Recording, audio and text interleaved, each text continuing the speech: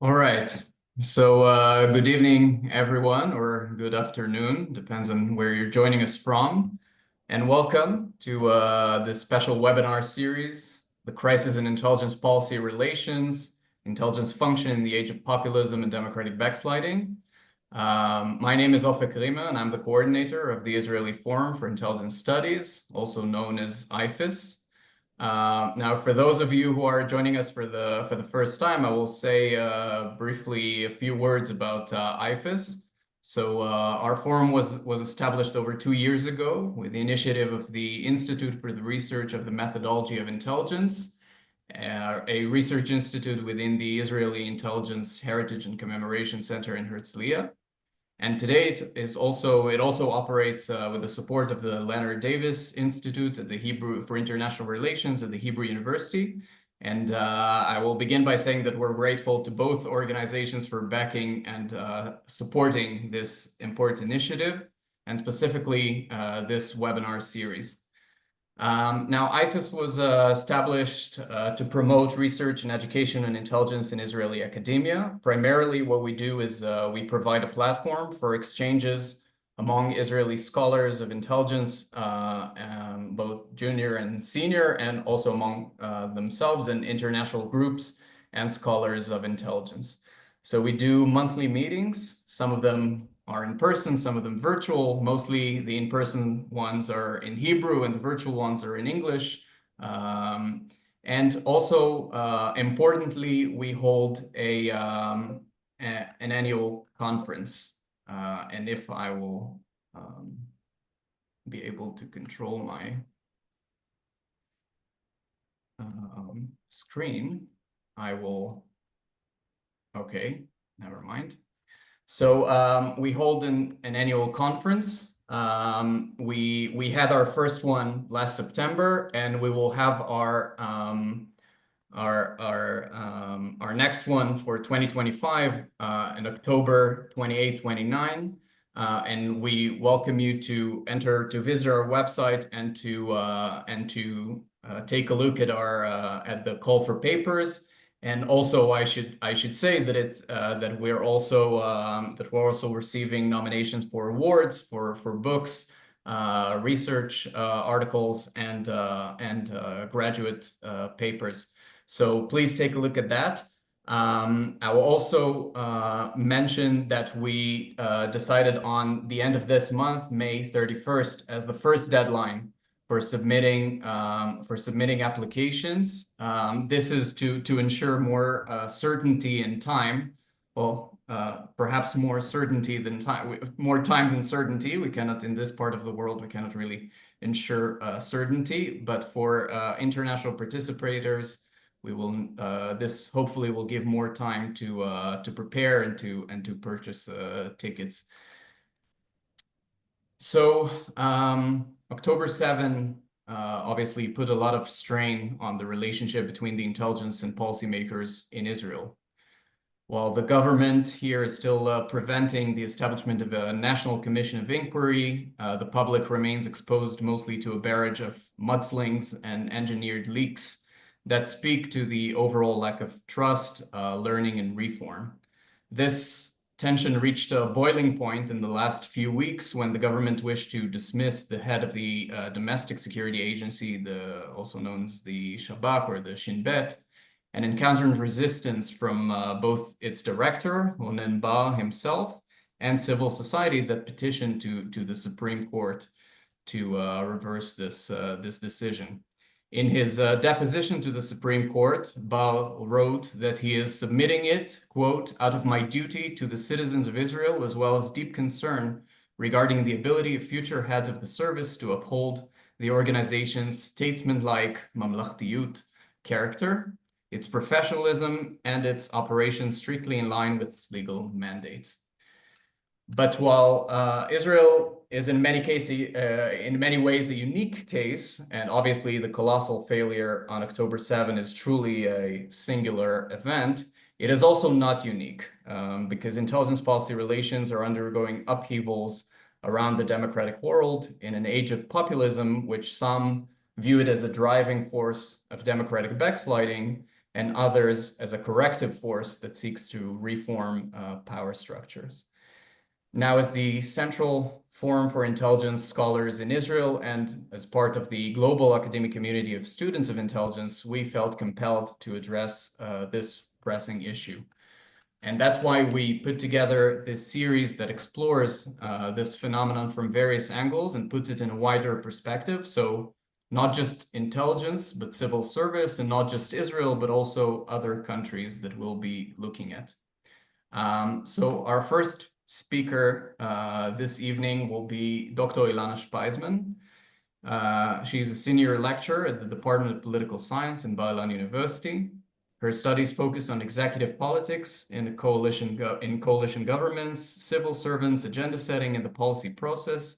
She's also the co-director of the Israeli Agenda Setting Project. And I will present the second speaker before his remarks.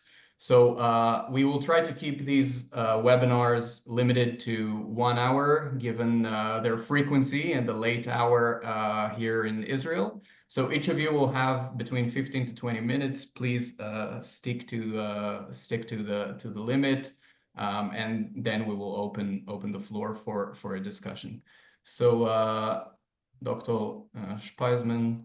Can I share? Sure. No, I can't. Okay, now. Now I can. Okay, thank you. Yeah.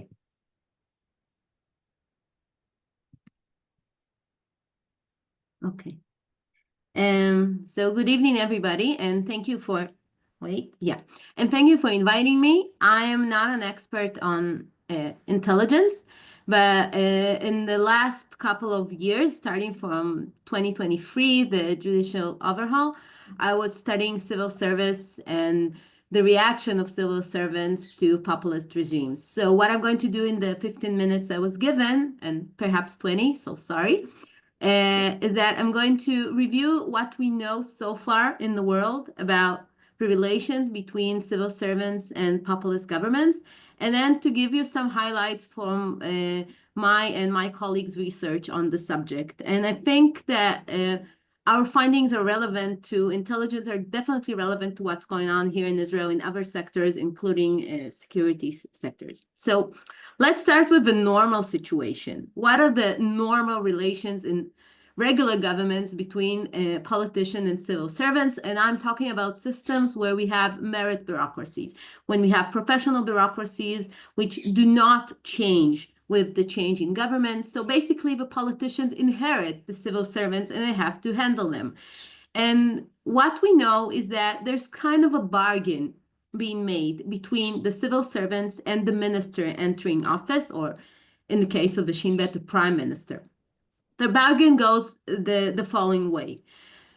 The civil servants are promised implicitly to promote the minister's agenda, provide professional advice, and help the minister in his policymaking. On the other side, the minister promises to keep the ministry's interests. That means to bring more budgets, to promote their policies, to bargain when it needed with other ministries, but also to allow them professional autonomy. So we can summarize this by speaking truth to power. The civil servants will speak their truth, but the power will remain within the ministers. And both sides know their role. So the civil servants know that they need to obey the minister and promote his policy, even if they don't like this policy, but the minister respects them and provide them the needed authority, autonomy, and remain them to be professional. Now, what happened when there's a populist government? It's important to understand that when we have populist governments and in instances of democratic backsliding, the aim is not only to control, to change the bureaucracy in terms of politicization or clientelism. The aim is to control, to change the bureaucracy, to replace the bureaucracy, not because they're not responsive, but because they're not loyal. Basically, what it means that populist governments often want to diminish the professionalization of the civil servants, their autonomy, and their ability to speak their truth to power. So we know from research has two main One part examined what populist governments do when they face civil servants, and the other one examined how civil servants respond. So what populist governments do? First, a lot of politicizations, appointment of loyalists. They show the door to the civil servants who are not loyal enough. If they cannot show them the door, if they cannot appoint their own people, they try to silence them. This can be done by various means. It can be done through bureaucracy bashing, when we see that the ministers actively criticize the bureaucracy in the media, for instance, things that usually are done behind closed doors within the ministry. It can also be by excluding civil servants from decision-making circles, not to invite them to various meetings. We saw it in Israel a couple of weeks ago when in several cabinet meetings, the head of the Shin Bet was not invited. It can also be done by centralizing a lot of power within the politicians. It's not that the minister takes the power, but the minister decides that a lot of decisions will be made by his political advisors and not by the civil servants. All these things decrease the role the civil servants are taking and also harm them because it diminishes their autonomy. So how do the civil servants react? It's important to understand that the response is of individual civil servants. There's no organizational response. It's not like the entire ministry decides to rebel or something. It's about individuals. And here it's important to note that it's a very heavy burden on the shoulders of civil servants when they face a policy that they believe is immoral, wrong, being made out of political narrow interests, does not promote the public interest. So it's easy for us sitting on the couch say, please defend us, be the last barrier to the populist policy. But it's what we call guerrilla government is very rare. Guerrilla government is where civil servants sabotage the policy of the minister. This is very rare. Why it's rare? Because it goes against the neutrality principle of the civil servants. Civil servants are being tamed from their first day that they are loyal to the minister and to his policy. So taking a stance, going out against the minister or sabotaging the policy is something that often is not done. So in most cases, what they do is they speak less. If we talked about speaking truth to power, so they do not speak truth to power. They do not sabotage the policy, and often they leave. And we see it a lot in Israel as very many people, good people, are leaving the civil service because they feel they can no longer hang on it. So far I was talking about other countries. Research examined this question a lot in Brazil, for instance. There's a vast research in Turkey and in other countries, Hungary, Poland. So what happens in Israel? We know that in Israel, we have a populist government now that tries to reform the government structures. But we also know that what's going on in the civil servants is not new. It's not something that began in the current government. It's something that began long ago, about a decade ago, with a lot of politicization going on, a lot of attempts to undermine the civil servants, using temporary appointments, not to make people more loyal to the ministers, increasing the number of political advisors each minister has. And what we see recently start very, very clearly from January 23rd, as the current government entered office, is bureaucratic bashing. We see it a lot as ministers openly criticize the bureaucracy, blaming them for everything that's going on. So what we know about Israel based on our research. So what we did is that once in January 23, Minister of Justice Yariv Levin decided to promote judiciary reform, which many saw as judiciary overhaul and a democratic backsliding. And in February 23rd, we decided to survey civil servants across government in many ministries and to ask them how they think this reform, if realized, is going to affect their ability to exercise their voice or their intention to leave the civil service. So we conducted the survey in February 23, and we had 465 respondents. After the survey, in the survey, the respondents were able to leave open-ended answers to various comments, and we use these comments as well. And later on, we asked them if they are willing to leave us their emails, and we contact them and ask them if they are willing to be interviewed. So we also interviewed more than 20 civil servants and also conducted a focus group to examine more in depth what's going on and how they see what the government is doing and how it affects their intention to leave. So what we found is that we found difference between the civil servants. Not all civil servants see the reality the same way. There are those, and I think Ofek mentioned that at the beginning, there are those who saw the government reforms and activities as something is going to correct the current situation and it's going to be for the best. And there are those who saw it as something is going to worsen the situation. Those who believe that it's going to lead to democratic backsliding said that they had greater intention to leave the government and lower intention to exercise their voice. Later on, in May 24th, we conducted a follow-up survey.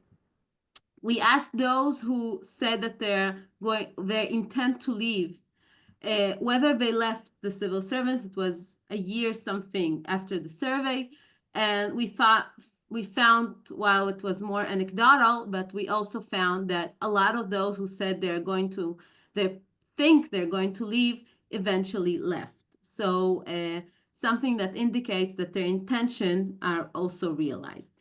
If we examine our qualitative part, we asked them what are they afraid of, why they think the democratic backsliding we're going to lead them to leaving the civil service.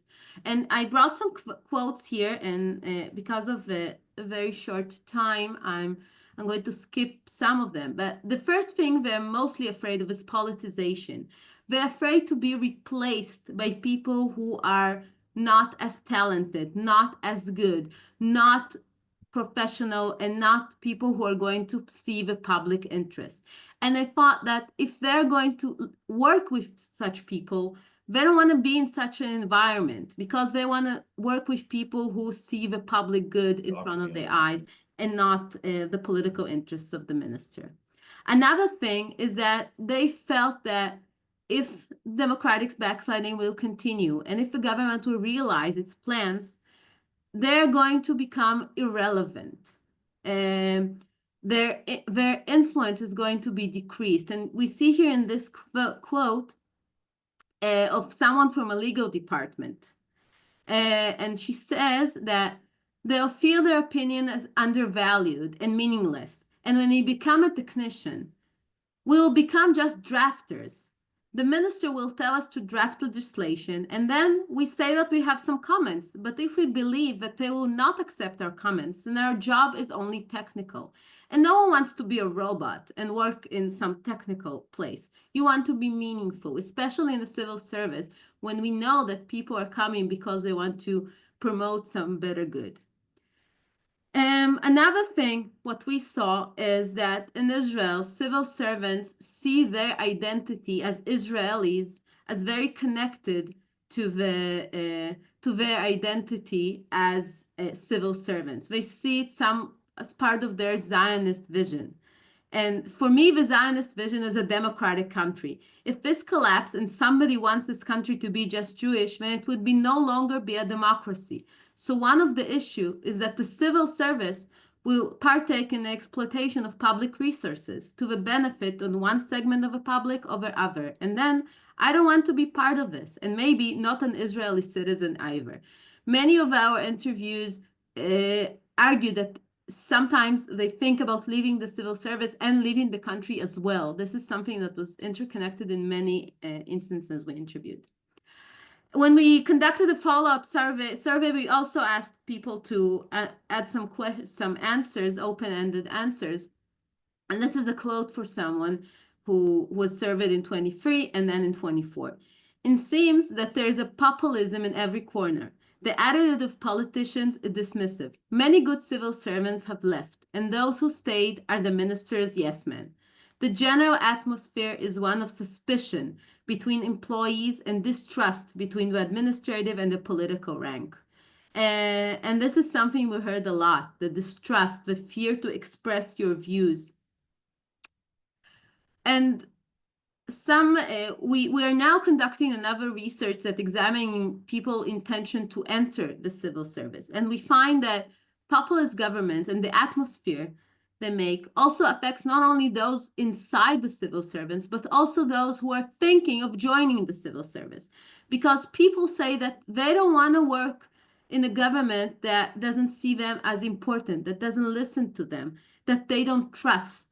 And what's interesting here is they're not talking about left-wing or right-wing government. The phrase they often use is, I will enter the civil service when there will be a normal government. Doesn't matter whether it's right-wing or left-wing, it just has to be normal.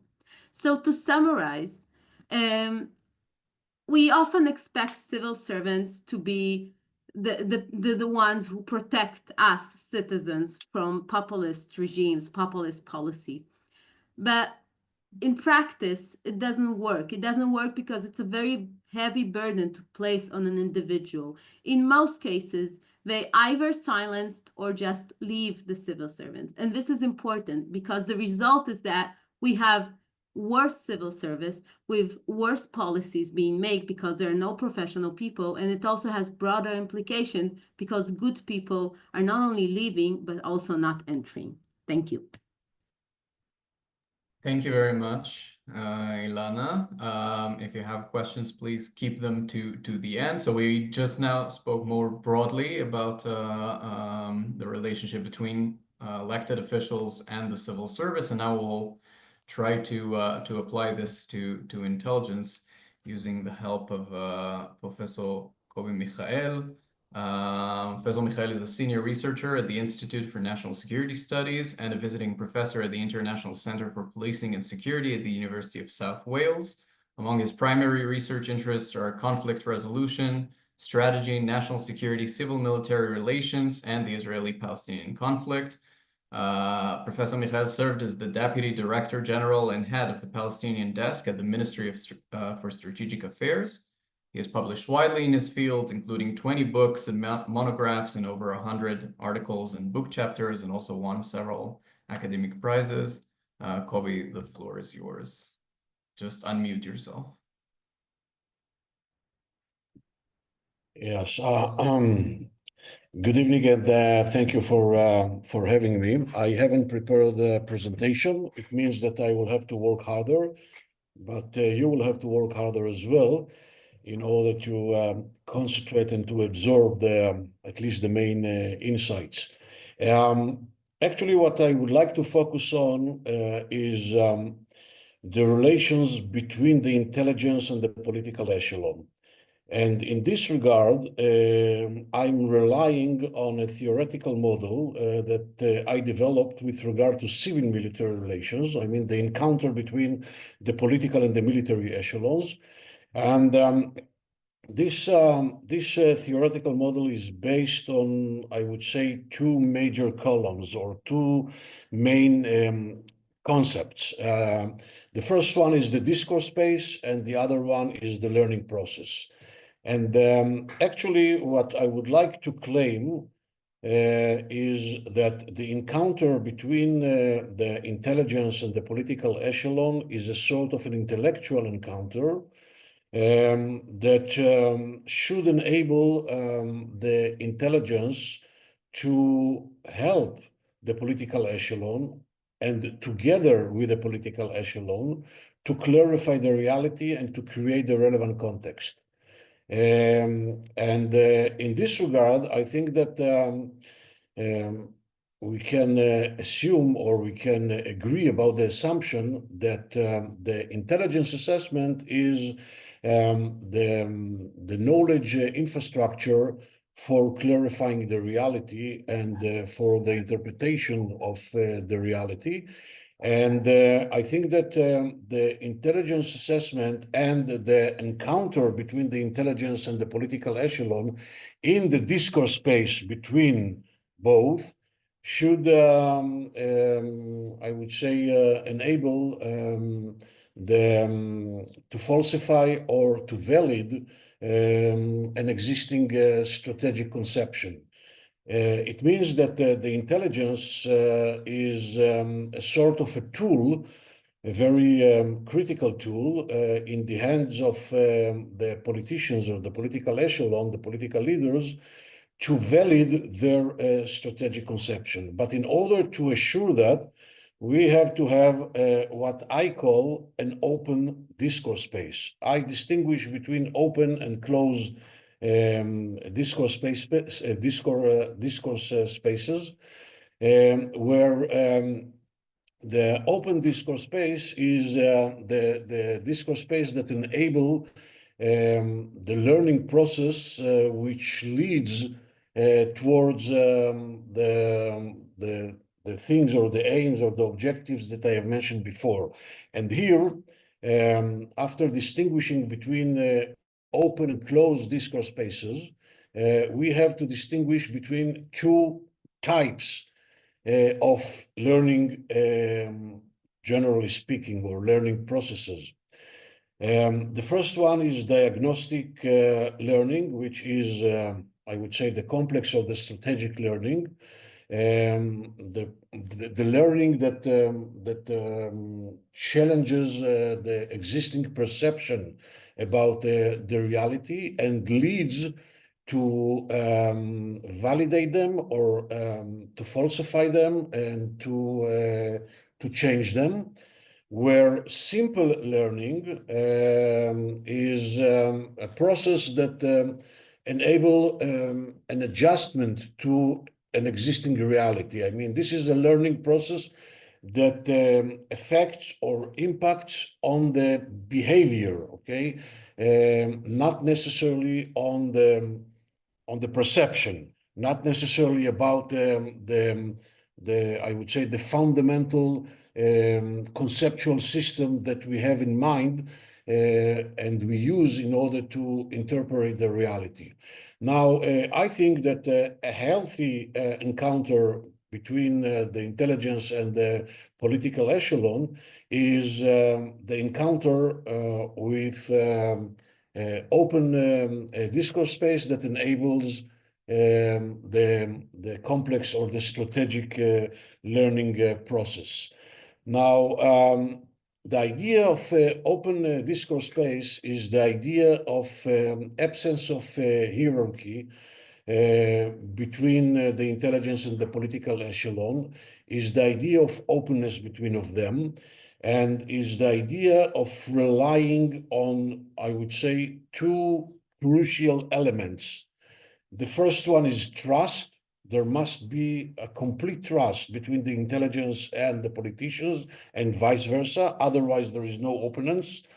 And the second crucial element is what we know as shared responsibility. Shared responsibility is a concept that was termed by Douglas Bland in 1999 with regard to civil-military relations. And this is the idea that the political echelon and the military echelon, and in our context, the intelligence, they have a shared responsibility in the sense that once the political echelon accepted the intelligence assessment, this is the assessment of the political echelon, and the political echelon must back the intelligence and not to blame the intelligence if at the end of the day the assessment or the knowledge that was created based on the assessment of the intelligence was found as wrong assessment, okay? And without these two crucial elements, which are the shared responsibility and the trust, actually we cannot have an open discourse space, which is the required, I would say, condition for having the complex or the strategic or the diagnostic learning process. Now, what are the three main or crucial conditions for assuring or having the open discourse space and the complex or the strategic learning process?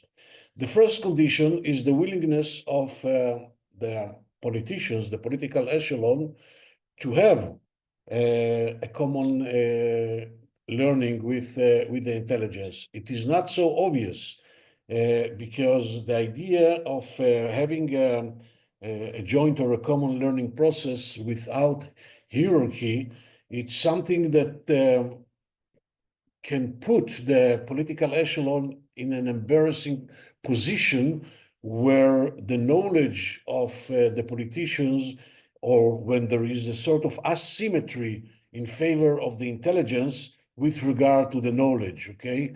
And secondly, when the political echelon or the political leader is ready to enter to such a process with the intelligence, actually has to be open and to put on the table his real intentions or his real thoughts about the context, about the reality. And in many occasions, actually, in most of the occasions, the politicians prefer to remain blurred and not to put all of their truth or all of their understandings or all of their intentions on the table.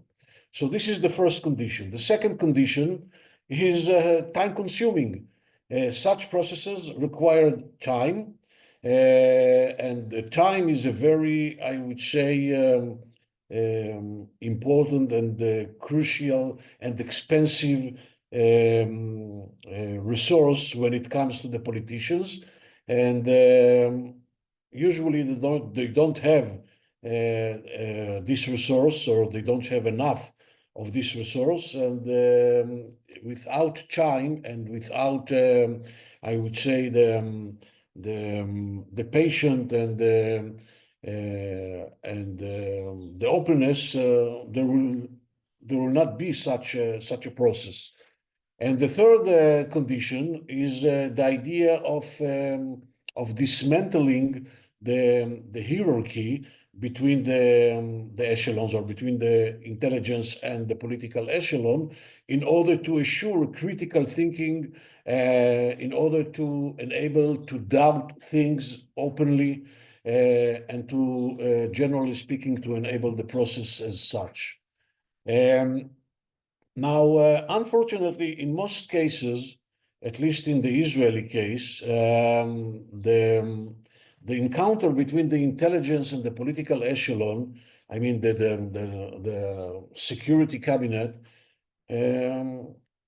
is a sort of a ritual which is handled in very specific patterns, and it is not an open discourse in the characteristics that I have described. The idea that this encounter is a ritual and not a real, I would say, open discourse and the learning process, in many occasions there is a sort of stagnation, because there is no critical thinking, there is no any sort of, I would say, friction between the assessments that are put on the table by the intelligence and counter assessments that are put on the table by the political echelon or by a professional staff of the political echelon. And without such a friction, I think that we have a much more ability to be, I would say, or to create more knowledge, or knowledge in context, or to doubt the existing perception. And in this regard, this is a sort of a path that leads toward a conception that we met in October 7th, okay? a conception that was, by the way, a shared conception to the military establishment, to the intelligence establishment, and to the political establishment. Now, one of the main barriers that we are facing with regard to open discourse between the intelligence and the political echelon is the tendency to refer to most of the problems as technical problems that require adjustment. And this is what I termed before as simple learning. But we know that life creates usually complex problem that compel the acknowledgement that basically we not necessarily understand the problem. And in order to understand the problem, or in order to problematize the reality, we have to go through a significant learning process, which is the diagnostic or the strategic learning process. And such a process, as I said before, can be done or can be managed only in an open discourse space. I mentioned before that I see the encounter between the intelligence and the political echelon as an intellectual challenge, because we are talking about the idea of creation knowledge and new knowledge and knowledge in context. And all the idea of knowledge is, in my eyes and in my understanding, an intellectual challenge. I think that once we have an open discourse and we have a strategic learning process, we enable the political echelon to reframe or sometimes even to change its conception or its perception with regard to the problems that we are dealing with, or with regard to the challenges that we are dealing with. The problem is that there are many asymmetries between the intelligence and the political echelon, but one of the more concerning asymmetries that I can mention is the asymmetry with regard to the organizational culture. The intelligence, as well as the military establishment, in generally speaking, they have the tradition of learning. They have the tradition of trying to draw lessons from failures. They have the idea, they have the tradition of staff work. All of these traditions usually do not exist when it comes to the political sphere. Maybe today the situation is a bit better in comparison to the situation that we knew in previous times, but it is still not good enough, and the asymmetry still exists in favor of the security establishment, in favor of the intelligence. And in this regard, I think that the political echelon, generally speaking, faces some huge difficulties in challenging or even absorbing the knowledge of the intelligence and the assessment of the intelligence. And therefore, the encounter between both remains, in most cases, as a ritual and not as a real learning process. I think that I don't have plenty of time in order to elaborate on that, so I would like to conclude by talking about, I would say, 4 types of barriers in front of the creation of open discourse space. And I did this typology. This is an elaboration on the typology that I did when I developed the theoretical model with regard to civil-military relations. And I differentiate or distinguish between 4 types of barriers.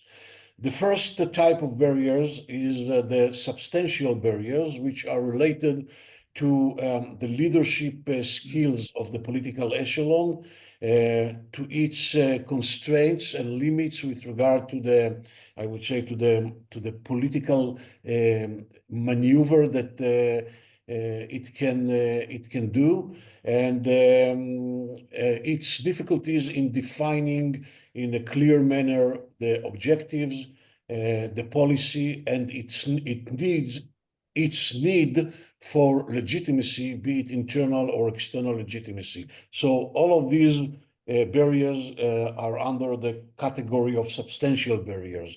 Then we have structural barriers, which are related to the organizational structures and of the intelligence and the political echelon and their, I would say, professional capacities.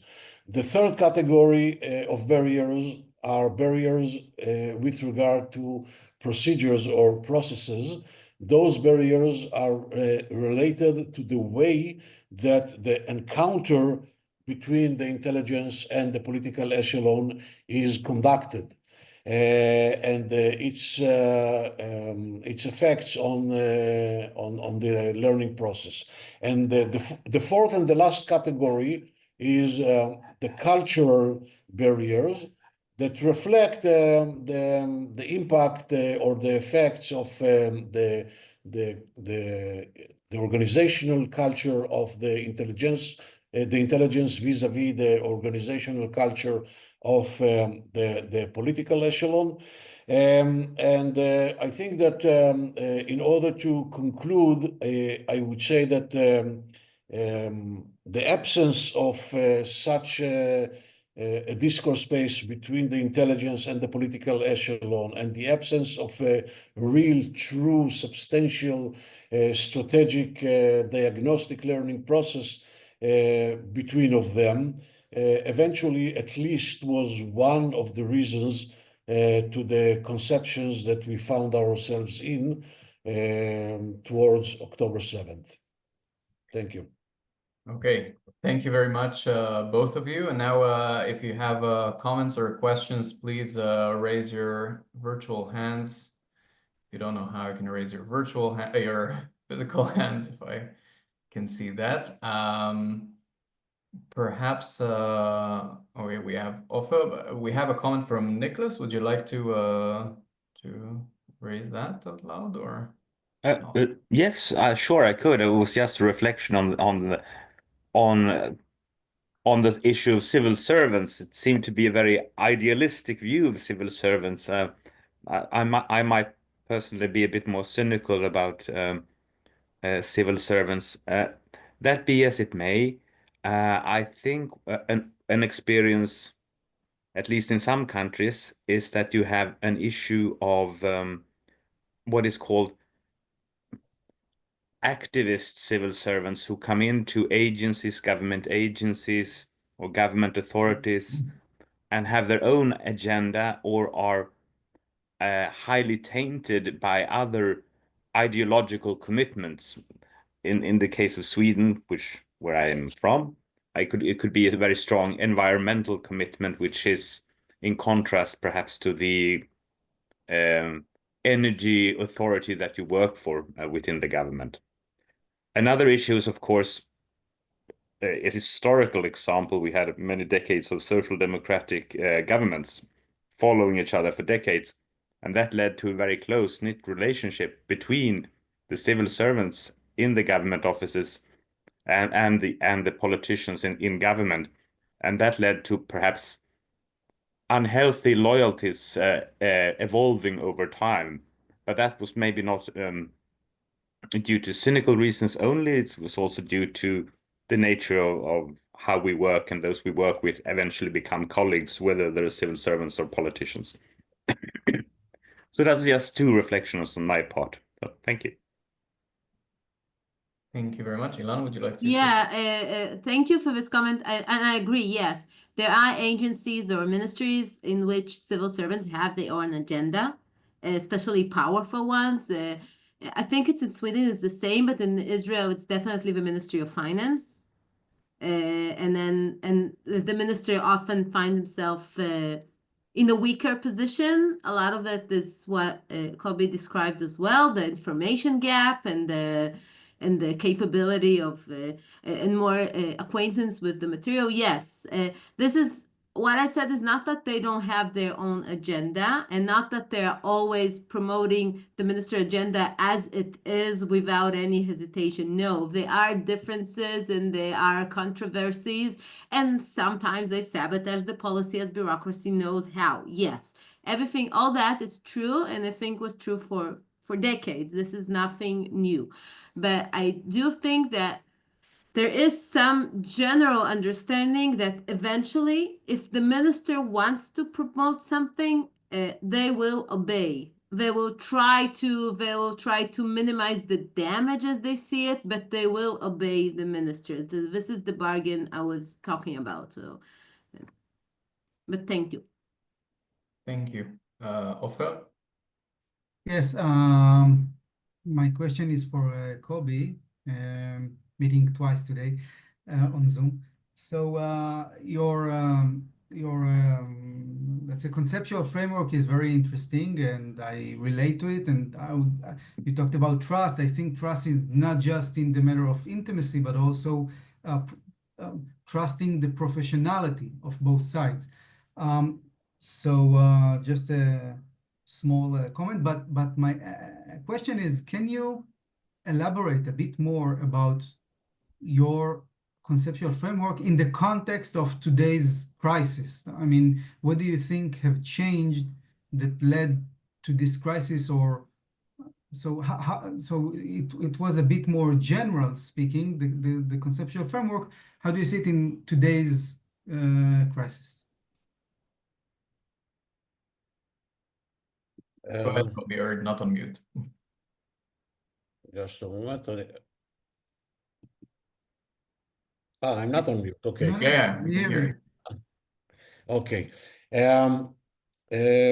Look, I think that even before October 7th, and the discourse between let's say the intelligence, and in this regard, I think that we can put the intelligence and the security establishment as a whole in the same pot. Okay, I think that the echelons came or found themselves in October 7th when the relations between of them were, I would say, very, very problematic even before. I think that the crisis began during the year of 23 because of all the, the demonstrations against the judicial reforms. And I think that at this point, the political echelon lost its confidence in the security establishment as a whole, including the intelligence. And it perceived I mean the political echelon, perceived the security establishment, including the intelligence, as a political actor. And not only a political actor, but a political actor that acts against the government. And after October 7th, and due to the huge failure, and with the absence of open discourse between of them, which, as I said before, should be based on the two columns of trust and shared responsibility, actually the deterioration of the relations became to be worse and worse because, first of all, as you correctly said, the political echelon didn't trust professionally the security establishment as a whole, not the military, neither the intelligence, be it the military intelligence or the general security services, okay? The political echelon feels or felt that they failed in such a tectonic manner that they cannot trust them anymore. I mean, it was a professional failure. It's not a question of personal relations between of them, okay? It's a professional failure that brought a disasters on the head of the entire Israeli public or the Israeli society. Secondly, the idea of shared responsibility was not there before October 7th, and of course totally diminished after October 7th. And the idea that the military establishment and the intelligence took upon themselves, first of all, they admitted in the failure, and they took upon themselves the responsibility for the failure. This was only an excuse for the political echelon to run from security, to run from taking security upon themselves, and they framed the entire crisis as a military and intelligence failure. And they say this is not our responsibility. And if they acknowledged responsibility, it was, empty words. It was not a real acknowledgement in the responsibility that they have. And here they violated the idea, I mean the political echelon, they violated the idea or the principle of shared responsibility, and the military and the intelligence felt betrayed by the political echelon. So the complexity, I mean the accumulation of mistrust, frustration, anger, suspiciousness between both crashed the relations. And today we have a very official, I would say, ritual relations between of them, and there is no any sort of real learning process in the terms of diagnostic or strategic learning process. And I think that we are facing a huge crisis. Okay, thank you, Kobi. We had a question from Uli, but Uli, I think, is down. If you're here, can unmute yourself and ask the question. And I'll also encourage our international guests to also participate. And we have one. So Carlos, please go ahead. Then Gili, I suggested in the benefit of time that we take several questions. I also have a couple of my own. So Carlos and then Gili, please. Thanks so much, Afeka. I'm Carlos from Mexico, and thank you for the speakers. A great, amazing presentation. Very quickly, what you were saying in the last participation, Kobi. Is it possible, for example, that the academy can contribute to review these two columns that you were speaking, for instance, trust and shared responsibility? I mean, is there other actors such as academy that can contribute to that? And if it is possible, how? Thanks so much. Thank you, Gili. Thank you. Good morning from California. My question is actually about fixing such crises. How long do we have any data on what it takes to rebuild trust between specifically, what we're interested in, right? The civil servants who are related to security, what it takes to rebuild trust, assuming that the government, we can't all just decide what's a normal, and I guess they meant normative government. Thank you. And last for this series, Uli. Yeah, I have a lot to say, but I'll ask Kobi one question. Kobi, you spoke about the intelligence politicians' relations in Israel in terms of a continuation. It is perhaps since the beginning of 2023, what we have is a little bit more of the same, but the problems are inherent in the relationship between intelligence and politicians. I completely disagree with you, because I think that in general, in Israel, we have quite healthy intelligence politicians relationships. The Netanyahu governments are, especially the last one, is the exception. And how do you explain the situation where the intelligence chiefs, the head of the Shabak, the head of the research intelligence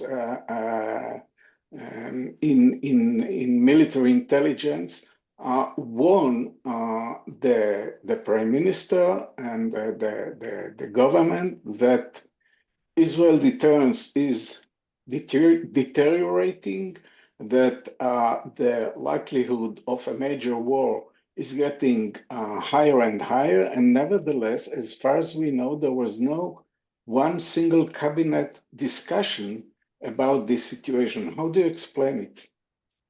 Okay, thank you. So we have several questions to Kobi. So perhaps we'll start with Ilana, if you'd like to take up Gili's question on. Sure. There is no data about how long does it take to restore the trust, because, well, we don't know yet, because the regime, we talk about Brazil, so things are still developing in Israel as well. From our research, what we see is that there are people who are waiting to enter. So I guess not all is gone. So we still have hope. I don't know how long will it take. And I personally don't like the normative government. I think what they meant is just a government that just work as usual without any extraordinary events or behavior. So that was their understanding of that. So, but we don't know how long it takes. I think we need some longitudinal research on that, and it's still early to tell. Okay. Thank you. Kobi, would you like to take these comments and Yes, questions? I will try and I will make my best to be very brief. With regard to the first question, what the academy can contribute in this regard, I would say that to continue researching the most relevant researchers that we can, but to be able also to bridge or between the academic, the pure academic sphere and the public sphere, to develop access to the political echelon or to the governmental, I would say, infrastructure. And eventually, this is, I would say, in a sort, a very troubling and very exhausting mission. But this is our responsibility, and I think that we can do more in this regard. With regard to the trust, I think that relating to the current situation in Israel, the only mechanism that I can see that can assist in rebuilding the trust, elections, where a new political echelon will be elected, and I think that an international national investigation committee that will take the responsibility to investigate what actually brought us to October 7th and what happened there. This is something that might, I would say, assist the rebuilding of trust. I see huge difficulties to rebuild the trust between the current political echelon and the security establishment as a whole, including the intelligence, because we are not talking only, it's not a question of personalities, okay? Even if the head of the General Security Services will be replaced and is going to be replaced, and even if the Chief of General Staff already has been replaced, we are talking about organizations with history and tradition and cultural and organizational culture and a very high level of commitment. It's not a question of this person or another person. It's much deeper and broader than that. Now, with regard to the $1 million question that In a minute. again in a minute. I don't think that, generally speaking, the relations between the intelligence and the political echelon in Israel were healthy relations, at least according to my conception or understanding with regard to the idea of the learning process. Otherwise, how we can explain that we came through October 7th? I mean, we came to October 7th not from October 6th or not from 2023. We came, or we have reached to October 7th failure, the conceptual failure, because we failed 4, 5, and 6 years before to understand or to problematize correctly the reality that we live in with regard to the Palestinian arena, generally speaking, and with regard to Hamas and the Gaza Strip, particularly speaking. Now, I think that, Uri, you know what is the answer to your question, why the political echelon rejected the alerts of the intelligence. Because, as I said before, he lost its confidence and trust in the intelligence. He perceived the intelligence backed by the heads of the security establishment, including the intelligence community, and the Minister of Defense, Yoav Gallant, those days. The Prime Minister, Netanyahu, perceived them as political actors. And therefore, he didn't trust the alerts as valid alerts. He thought that these alerts are used as a political tool, okay, by the intelligence. At least this is my interpretation. Okay, thank you all very much for this very stimulating discussion. Right before we dissolve, I'd like to try again to share my screen, and this is what you can scan the QR code to review the call for papers for our conference. As I said, May 31st, in 2 weeks is the first deadline. After that, we will give confirmations, and international participants especially can book their tickets and come and join us here in Jerusalem. And our next meeting will be about we will have a cross-national view on this on intelligence policy relations with Professor David Jayo from King's College London, an ex-CIA official who will talk about what is going on now in the US under the second Trump administration, and Colonel Grzegorz Małecki, former director of the Foreign Intelligence Agency, the Polish Foreign Intelligence Agency, in the years 2015, 2016. So under the Law and Justice Party government, will present what has been going on in Poland and is still in many ways going. This also will relate to the question about reconstructing trust and rebuilding trust in the agencies and between the intelligence and policymakers. So please join us next week. It will be on Tuesday. So Tuesday, same hour, 7 o'clock Israel time. Thank you very much, everyone. We will continue this Bye-bye. discussion. Thank you very much. Thank you. Thank you. Bye. Bye. Bye-bye. Thank you very much. Bye-bye. Thank you. Bye.